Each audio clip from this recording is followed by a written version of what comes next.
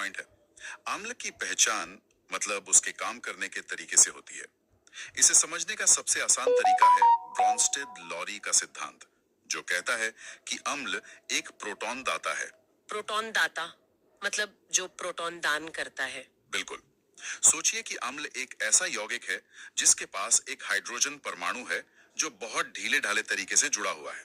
बस मौके की तलाश में है कि कब वो वहां से निकल जाए। अच्छा।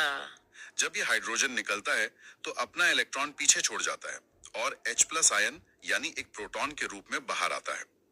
इसी प्रोटॉन को दान करने की प्रवृत्ति ही किसी पदार्थ को अम्ल बनाती है। अच्छा, तो ये प्रोटॉन देने की आदत ही इसे अम्ल बनाती है।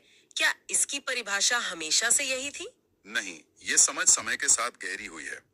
इससे पहले आर्हेनियस का सिद्धांत था, जो कहता था कि अम्ल वो है जो पानी में घुलने पर H+ आयन देता है।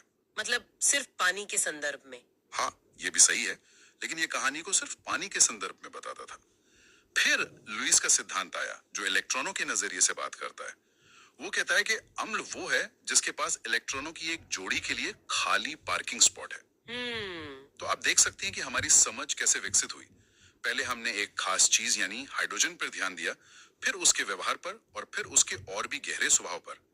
हर नई परिभाषा ने पुरानी को गलत नहीं किया, बस दायरे को और बड़ा कर दिया। ये तो बहुत दिलचस्प है कि विज्ञान कैसे एक ही चीज को अलग अलग लेंस से देखता है। लेकिन अब इन सैद्धांतिक बातों को अपनी रसोई में लाते हैं। हमारे खाने पीने की चीजों में ये प्रोटॉन डोनर कहाँ छिपे हैं? ये तो हर जगह है।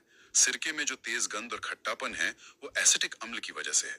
संतरे और नींबू का नाम सुनते ही जो खट्टा स्वाद जुबान पर आता है, वो सिट्रिक अम्ल का कमाल है। और इमली और अंगूर में टार्ट्रिक अम्ल होता है। मतलब जब हम कुछ खट्टा खाते हैं तो असल में ये अम्ल हमारी जीभ पर प्रोटॉन दान कर रहे होते हैं और हमारा दिमाग उसे खट्टे स्वाद के रूप में पहचानता है। बिल्कुल सही पकड़ा। ये एक केमिकल रिएक्शन है जो स्वाद बन जाता है। और एक मजेदार बात बताऊं, विनेगर शब्द खुद फ्रेंच के विन आइग्रे से आया है, जिसका मतलब है खट्टी शराब। अच्छा।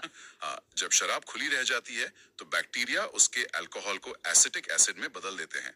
तो अगली बार जब सलाद में सिरका डालें तो याद रखिएगा कि ये विज्ञान का एक स्वादिष्ट नतीजा है। वाह। और वो जो चींटी के काटने पर या बिच्छू बूटी मतलब नेटल के छू जाने पर तेज जलन होती है, क्या वो भी इसी वजह से है? हाँ, वो भी एक अम्ल का ही हमला है। जब चींटी काटती है तो वो हमारी त्वचा में मेथनोइक एसिड इंजेक्ट कर देती है। यही अम्ल जलन और खुजली पैदा करता है। ओह। इसे याद रखने का एक आसान तरीका है, चींटी, मेथनोइक, दोनों में एक तेज ई की ध्वनि है जो डंक की छुभन की याद दिलाती है।